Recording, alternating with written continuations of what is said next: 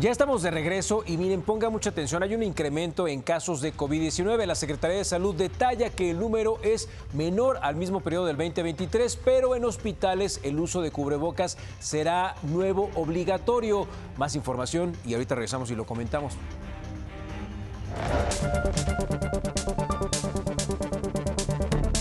Más de 8,000 casos por COVID-19 son los que la Secretaría de Salud contabilizó hasta la semana 27 de este año.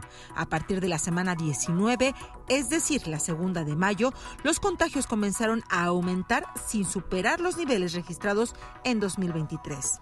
Además, informó que en la mayoría de los casos los síntomas son leves. Las entidades con mayor número de muertes son la Ciudad de México, Puebla y Jalisco. En estados como Hidalgo, el Hospital General de Apan tiene el 100% de ocupación de camas. Lo mismo sucede en Guerrero, en el Hospital General Dr. Raimundo Abarca Alarcón. En Nayarit, el Hospital Dr. Aquiles Calles Ramírez del ISSSTE tiene una ocupación del 90%, mientras que en Morelia, Michoacán, en el nosocomio de la misma institución, el 83% está destinado a pacientes con COVID-19.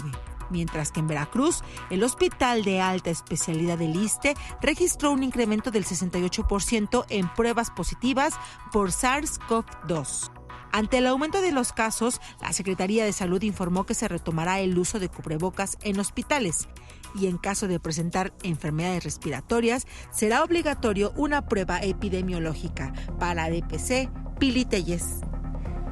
Y es que déjeme comentarle que en redes sociales, ¿a poco no?, están circulando de que ya están subiendo los contagios y no sé qué pasa. Y de repente, por ejemplo, Rivas va y consulta al doctor Google.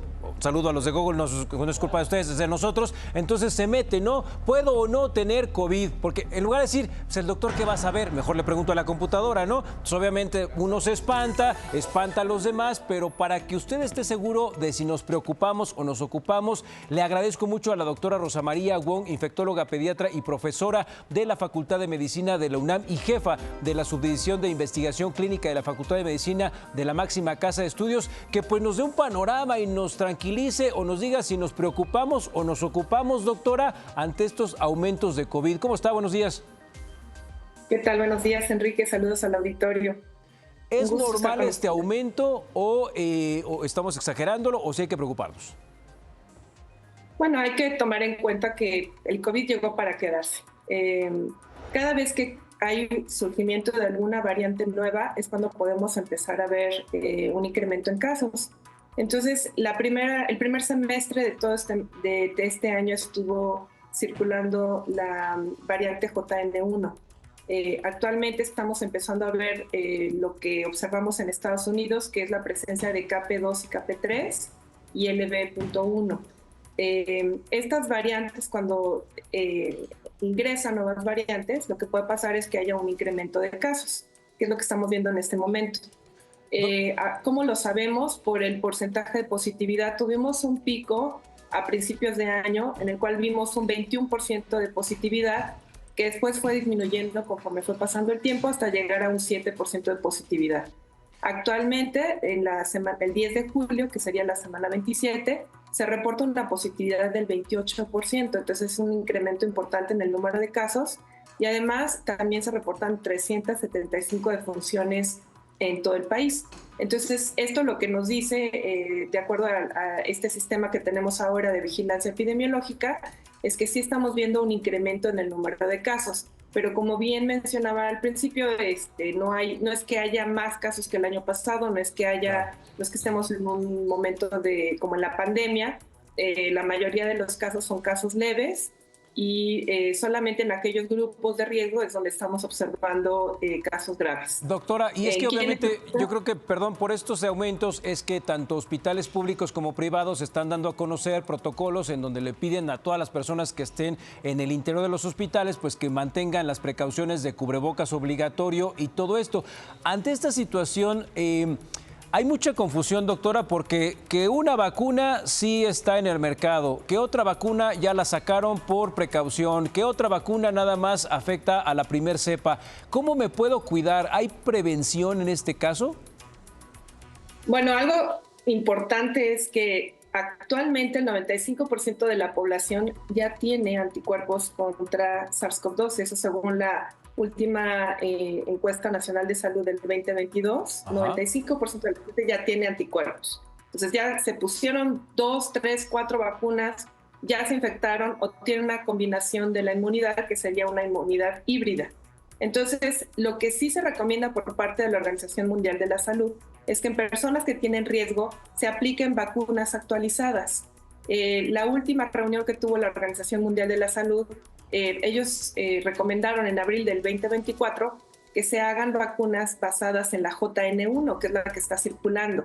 ¿Por qué? Porque lo que se ha visto es que si nosotros utilizamos vacunas actualizadas, hay un incremento del 40% respecto a vacunas previas en la cantidad de anticuerpos neutralizantes. ¿Y esto cómo se traduce? Pues que aumenta más la protección para casos graves y también aumenta más la protección contra enfermedad sintomática. Como usted lo menciona, en casos de riesgo, y no es que todos tengamos que salir a correr a las farmacias a pelearnos las vacunas.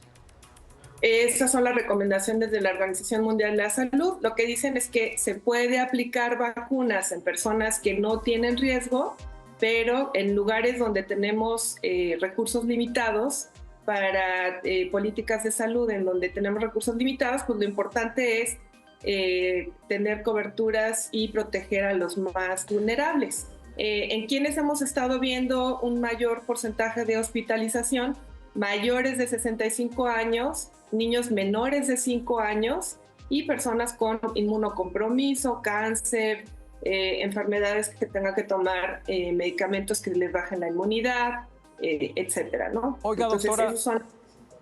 Perdón, Sí, oiga, es sí. que yo he conocido algunos casos de personas que les dio COVID y parece una gripa normal.